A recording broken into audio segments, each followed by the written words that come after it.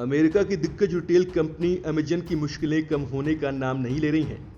अब अमेरिका में अमेजन को कई कंपनियों में बांटने की मांग उठने लगी है। एक अमेरिकी सेनेटर एलिजाबेथ वॉरेन ने कारोबारी तौर तरीकों में गड़बड़ियों के लिए अमेजन और जेफ बेजोस को जिम्मेदार ठहराए जाने की मांग की।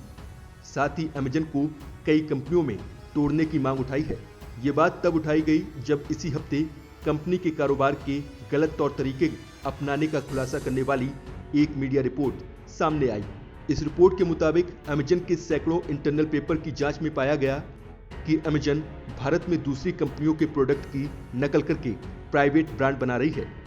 इसके अलावा अमेजन यहां अपने प्लेटफॉर्म पर प्रोडक्ट्स के सर्च रिजल्ट में भी हेरफेर कर रही है। इन बातों को लेकर अमेरिकी सेनेटर एलिजाबेथ वॉरेन ने अमेजन को तोड़कर कई कंपनियों में बांटने की मांग उठाई। एलिजाबेथ वॉरेन ने ट्वीट किया, ये डॉक्यूमेंट्स अमेजन के एकाधिकार को लेकर हमारे डर को सही साबित कर रहे हैं। कंपनी मुनाफा बढ़ाने के लिए छोटे कारोबारियों को नुकसान पहुंचाते हुए अपने प्लेटफॉर्म पर घोटाले करने में सक्षम है और इसके लिए तैयार भी है। इसे तोड़े जाने की मांग उठाए जाने की ऐसी कई वजह हैं। एलिजाबेथ वॉरेन साल 2019 में प्रेसिडेंट पोस्ट की उम्मीदवारी के लिए चुनाव में उतरी थी। उन्होंने चुनाव प्रचार के दौरान अमेजन और दूसरी दिग्गज टेक कंपनियों को तोड़े जाने की बात उठाई थी। अमेजन से जुड़ी खबरों पर हाउस ऑफ रिप्रेजेंटेटिव्स के रिपब्लिकन मेंबर केन बक ने भी कमेंट किया है। केन बक एंटी ट्रस्ट सब कमेटी में पार्टी के मेंबर हैं।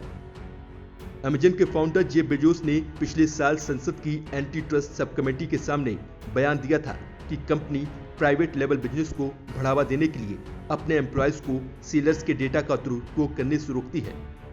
साल 2019 में कंपनी के एक एग्जीक्यूटिव ने भी संसद में कहा था कि अमेजन प्राइवेट लेवल बनाने या सर्च रिजल्ट में उनको आगे रखने के लिए कॉम्पिटिटर्स के डेटा यूज नहीं करती। लेकिन रॉयटर्स ने जांच में इसका उल्टा पाया। रिपोर्ट आने के बाद alliance of digital India foundation और कैट ने अमेजन पर प्राइवेट लेवल बनाने के लिए कॉम्पिटिटर की नकल करने, सर्च रिजल्ट में हेरफेर करने और इंडियन ब्रांड्स को बर्बाद करने का आरोप लगाया था। इससे पहले फरवरी में भी अमेजन पर कारोबारी गड़बड़ियां करने के आरोप लगे थे। साल 2019 में अमेजन की भारत में होने वाली बिक्री में 35% हिस्सा सिर्फ 2 सेलर्स का था। इन कंपनियों में अमेजन की सीधी हिस्सेदारी है।